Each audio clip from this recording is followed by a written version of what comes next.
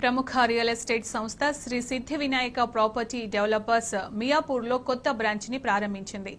వేలాదిగా తరలివచ్చిన మార్కెటింగ్ సిబ్బందితో కలిసి సంస్థ చైర్మన్ కాసర్ల మహేందర్ రెడ్డి కొత్త బ్రాంచ్ ను ఓపెన్ చేశారు. 1,00,000 మందికి ఉపాధి చూపించాలనే సంకల్పంతో కస్టమర్లకు మరిన్ని సేవలు అందించాలనే ఉద్దేశంతో కొత్త బ్రాంచ్లు ప్రారంభిస్తున్నామని మహేందర్ రెడ్డి తెలిపారు.